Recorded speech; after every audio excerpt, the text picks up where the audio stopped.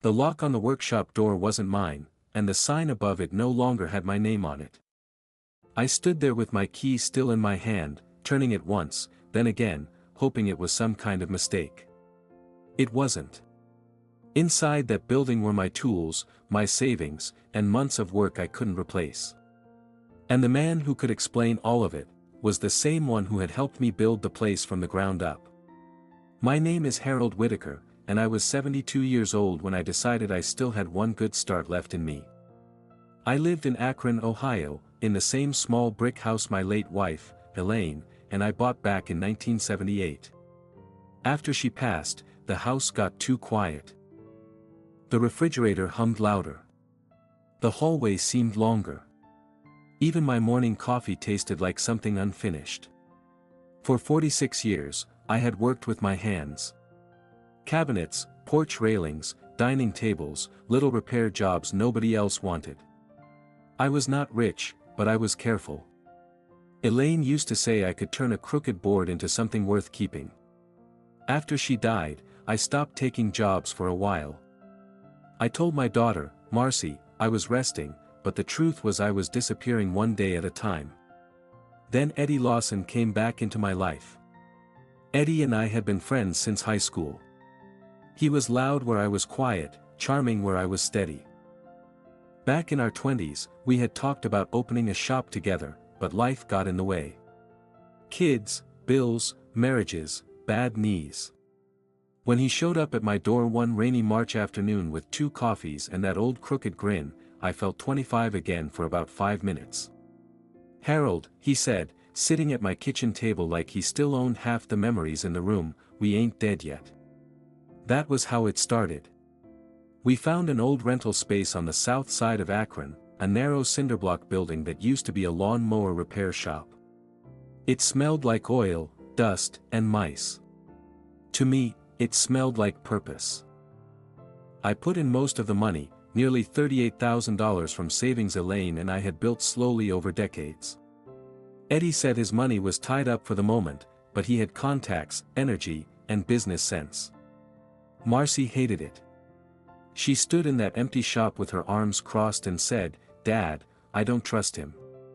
I told her Eddie was family. She looked at me hard. "No, Dad. He's familiar. That's not the same thing." I should have listened closer. At first, the work felt good. We made benches, repaired antiques, built custom shelves for young couples buying old houses. Eddie handled invoices and phone calls. I handled the tools. But little things started changing. Customers asked for Eddie when they came in. Receipts disappeared. A supplier called me about an account I never opened. Then one morning, Eddie told me not to come in until noon because he had a private client meeting. By noon, my key no longer worked. I stood there another minute, maybe 2, staring at that door like it might explain itself if I gave it enough time. The street was quiet, just the hum of traffic a block over and the rattle of a loose sign somewhere down the row of shops. Nothing about it looked wrong, except everything was. I tried my key again, slower this time. Same result. Solid. Final. A woman from the bakery next door stepped out with a tray of boxes and gave me a quick look, the kind people give when they sense something off but don't want to get involved. I nodded like everything was fine. Old habit. You learn to do that after a lifetime of swallowing things. I walked around back. The rear door was different too. New lock. Fresh scratches around the handle like it had been installed in a hurry. That's when the feeling settled in my chest, not anger, not yet. Something colder. Like realizing you've been standing on weak ice long before it cracks. I pulled out my phone and called Eddie. It rang 4 times before he picked up. "Harold," he said, easy as ever. "You're there already?" I looked at the door. "What's going on, Eddie?" There was a pause. Not long, but long enough. "Oh, that," he said. "Listen, I was gonna call you." "Then call me now." Another pause. I could hear movement on his end, like he was pacing or shifting something around. Things changed, he said. Business-wise. I had to make some decisions fast. My name's off the sign. Yeah, about that. And my key doesn't work. Harold, don't make this bigger than it is. I let that sit for a second. Bigger than it is, I repeated. You've been slowing down, he said, his voice tightening just a little. Missing details. Forgetting orders. Customers notice that kind of thing. I closed my eyes. I built every piece in that shop. And I brought in every client, he shot back. That's how partnerships work. Partnership, I said quietly. That's what you called it when I put in the money. That money kept the lights on in the beginning, he said. And I appreciate it, I do. But we had no formal agreement, Harold. Nothing in writing. You said yourself you trusted me. There it was. I leaned my forehead against the cool metal of the door. So what are you saying? I'm saying I restructured things, he replied. New ownership, new direction. It's cleaner this way. Cleaner, I said. For the business. What about my tools? They're safe inside. My savings? That was an investment, Harold. And investments don't always pan out. Something in me shifted right then. Not loud. Not dramatic. Just, final. You locked me out, I said. I protected what I built, he answered. I pulled the phone away for a second, stared at it like it belonged to someone else, then brought it back. We built it, I said. Eddie didn't respond. You and me, I added. From nothing. From your memory, he said. Not mine. That one landed harder than anything else.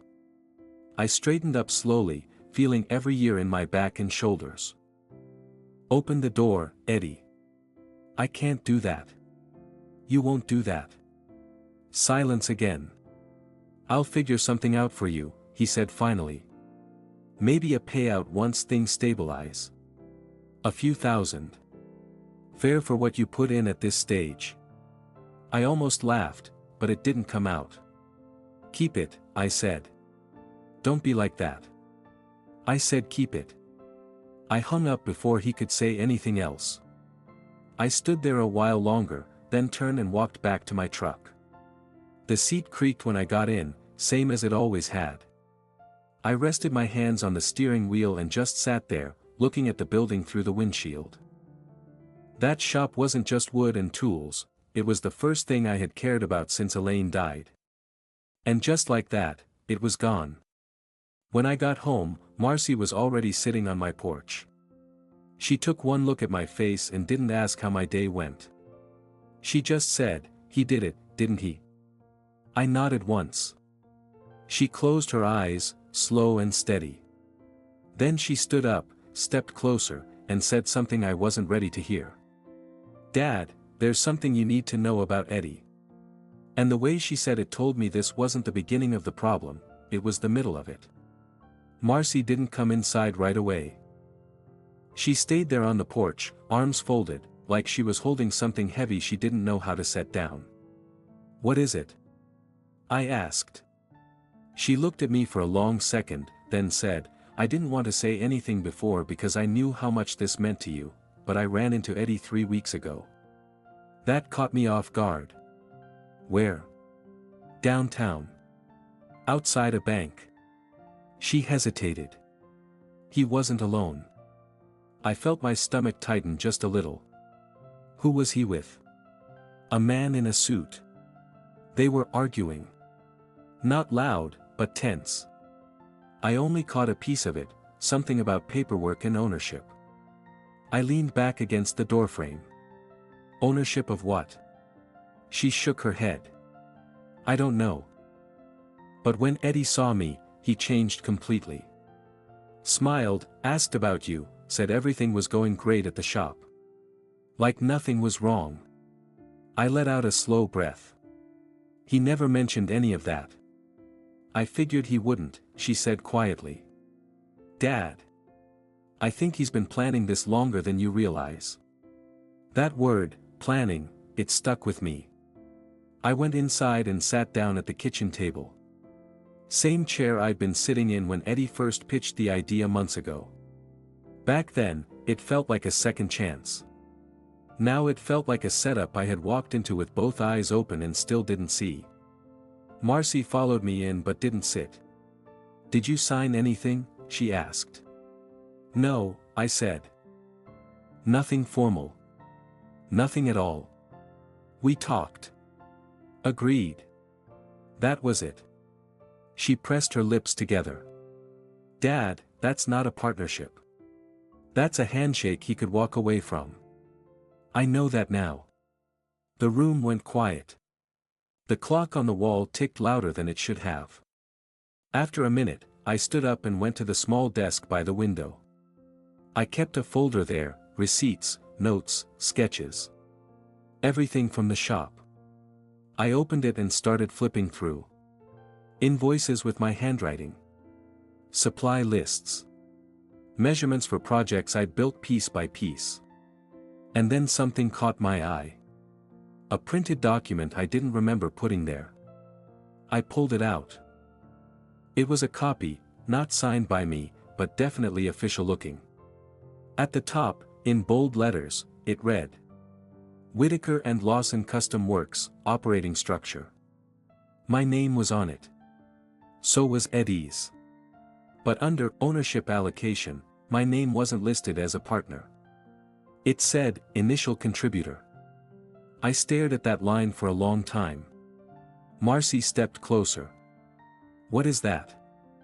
I've never seen this before, I said slowly. She leaned in, reading over my shoulder. Initial contributor, she repeated. That sounds like, you funded it. That's exactly what it sounds like. My chest tightened, not from shock this time, but from something heavier. Recognition. Like pieces finally falling into place in a way I didn't want them to. He had this drawn up, I said. Before we even opened. Marcy looked at me. And he never showed you? No. I flipped the page. There were dates on it. Filed weeks before we signed the lease. Weeks. That meant when he sat at my table, drinking my coffee, talking about he already had a version of the business where I didn't exist. I lowered myself into the chair again, slower this time. All those mornings, I said quietly. All those hours building that place, he already knew how it was going to end. Marcy pulled out the chair across from me and sat down. Dad, we need to talk to a lawyer. I nodded, but my eyes were still on that paper.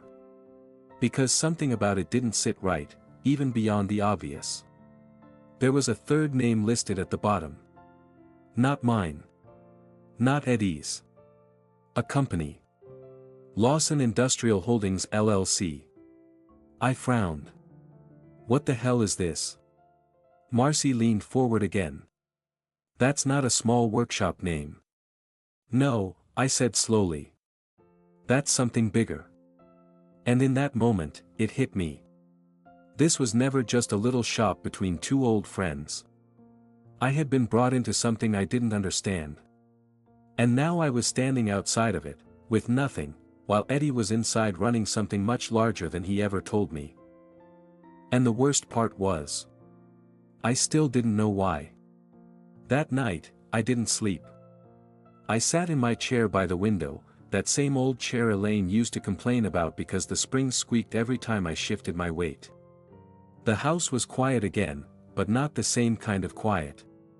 This one had edges. Questions that wouldn't settle.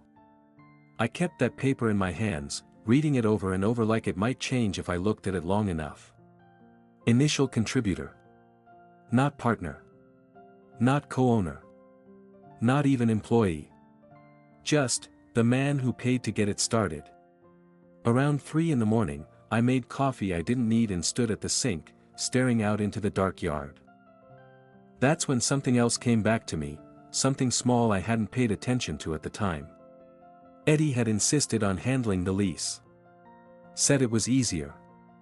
Said he knew the guy. I never saw the paperwork. I just handed him the check. By sunrise, I already knew what I had to do. I got dressed slower than usual, every movement deliberate. Not rushed, just careful. Like I didn't trust anything to go right unless I watched it happen.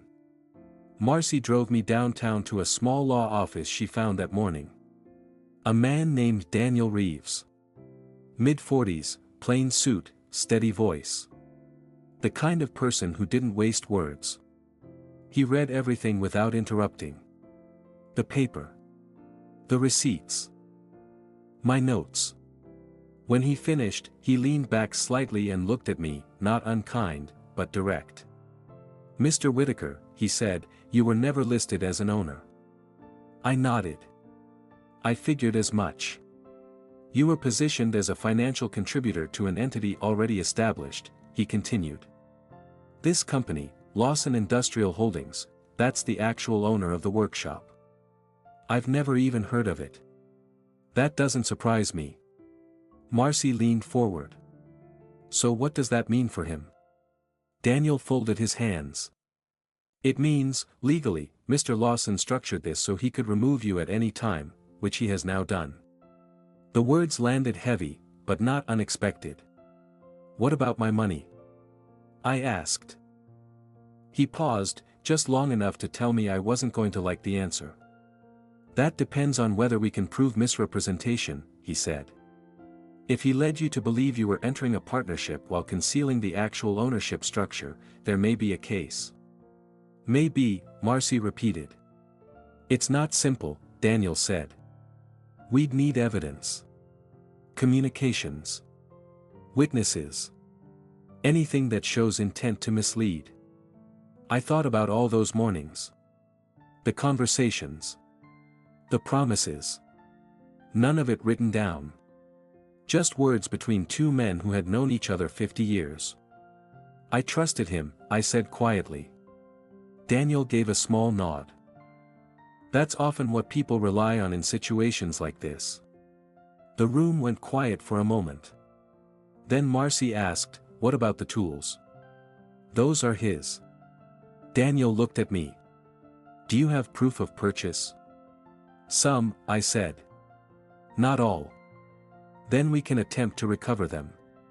But if they're inside that building, and he denies access, we may need to escalate." "Escalate how?" I asked. Daniel didn't answer right away. He just reached for a notepad and wrote something down before sliding it across the desk. It was a name. A court filing. And one word underneath it. Injunction. I stared at it, feeling something rise in my chest again, not confusion this time, not even anger. Something sharper. Because for the first time since I stood in front of that locked door. This wasn't just about what Eddie had taken. It was about what he thought I wouldn't fight for. I looked up at Daniel. "What happens if we do this?" I asked. He met my eyes. "He's going to respond," he said. "And when he does, you may learn things about that business you weren't supposed to know." I sat back slowly. Because something in the way he said that made me realize this still wasn't the full picture. Not even close. And if I pushed this forward, I wasn't just opening a legal case. I was opening something Eddie had been hiding from the very beginning. We filed the injunction 2 days later. I didn't tell many people. Just Marcy, and myself, really. At my age, you learn to keep things close until they're real. Talking too early feels like tempting something to fall apart. Daniel handled everything. Papers were drawn, filed, stamped. Words I didn't fully understand were now tied to my name. It felt strange, fighting like this. I'd spent most of my life avoiding conflict, smoothing things over, fixing instead of confronting. But this wasn't something I could fix with sandpaper and patience. The notice reached Eddie faster than I expected. He called that same evening. I let it ring the first time. The second time too. On the third, I picked up. "What the hell are you doing?" he said, no greeting, no warmth left in his voice. "Protecting what's mine," I answered. "You're making a mistake, Harold." "No," I said. "I made that already. This is me correcting it." He let out a sharp breath. "You think this is going to end well for you?" "I think it already ended," I said. "You just didn't expect me to notice." There was a long pause, then his tone changed. Softer. "Careful. You don't understand what you're stepping into," he said. "Then explain it." Silence again. And that silence told me more than anything he could have said. "I'll see you in court," I added. I hung up before he could answer. 3 days later, Daniel called me into his office again. He didn't waste time. "We got a response," he said, sliding a folder across the desk. I opened it slowly, my hand steady even if everything else wasn't. Inside were documents, more detailed than anything I'd seen before. Financial statements. Ownership records. Contracts. And then, numbers. Big numbers. I frowned. "This isn't just a workshop." "No," Daniel said. "It isn't." He tapped one page. "Lawson Industrial Holdings isn't small. It's been operating for years. Equipment leasing, property acquisitions, and recently, fabrication contracts." I looked up. "Fabrication? Large scale," he said. "Commercial builds. Government bids." I sat back, trying to piece it together. "That shop, that little place we built, is likely being used as a front," Daniel said calmly. "Or at least a starting point." My chest tightened. "For what?" He flipped to another page and turned it toward me. "Unreported income streams," he said. "Cash-heavy transactions. Materials that don't match the scale of the business you described." I stared at the page. I didn't understand all of it, but I understood enough. "This isn't just about him cutting me out," I said slowly. "No," Daniel replied. "It looks like he used your investment, and your reputation, to legitimize something much bigger." That word, reputation, hit me harder than the rest. I had spent my whole life being honest. Careful. Straightforward. And Eddie had used that. Used me. "There's more," Daniel said. I looked up. He hesitated, just slightly. "We requested access to the premises as part of the injunction process. And they denied it." "Of course they did. But," he continued, "in their response, they referenced equipment and inventory that wasn't listed in any of your records." I felt my stomach drop. "What kind of equipment?" He held my gaze. "Industrial-grade machinery," he said. "The kind that doesn't belong in a small neighborhood workshop." The room felt smaller all of a sudden. I thought about all those mornings Eddie told me to come in late, the times he locked up early, the deliveries I never questioned. All the things I ignored because I trusted him. "What are they doing in there?" I asked quietly. Daniel didn't answer right away. Because he didn't have to. I already knew one thing for certain. Whatever was inside that building now, it had nothing to do with the little workshop Eddie and I were supposed to build together. And whatever truth was coming next, it was going to be worse than everything that came before. The hearing was set for the following week. I remember waking up that morning before the alarm, the sky still gray, the house holding that early silence that used to comfort me. I sat on the edge of the bed for a while, just breathing, feeling the weight of everything settle where it needed to. Marcy drove me again. She didn't talk much, and I appreciated that. Some moments don't need filling. The courthouse in Akron hadn't changed much over the years. Same worn steps, same echo in the hallway. I'd only been there once before, decades ago, for something small.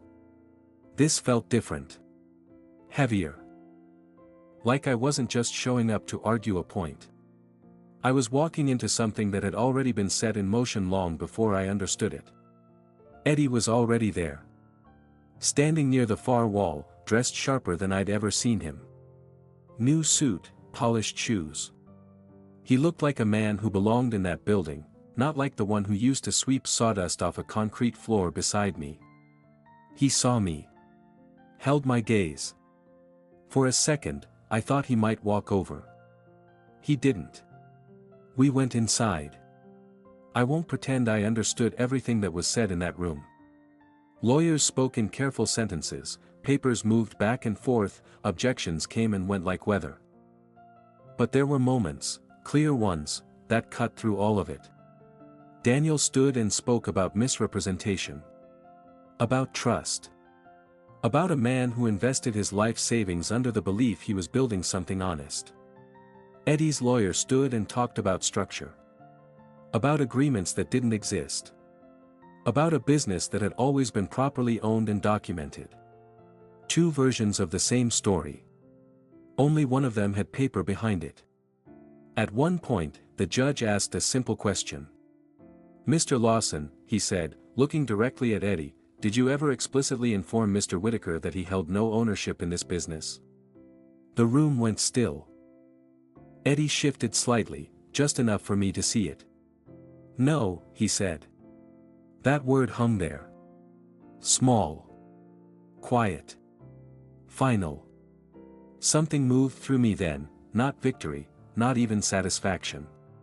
Just confirmation. Hours passed. Or maybe it was less. Time doesn't move straight in places like that. Eventually, we stepped back out into the hallway. Daniel spoke with the opposing counsel. Marcy stood beside me, her hand resting lightly on my arm. I could feel her anger, steady, contained. Eddie approached then. Slow. Careful. He stopped a few feet away. "Harold," he said. I looked at him, really looked this time. Past the suit, past the posture, trying to find the man I used to know. I couldn't. "You didn't have to do this," he said. I let out a slow breath. "No," I answered. "You did." His jaw tightened. "You think you're going to walk away clean from this?" "I already lost everything that mattered," I said. "What's left to threaten?" For a moment, it looked like he might say something else, something real. But it passed. He straightened his jacket instead. "You should have stayed out of it," he said quietly. That was the moment.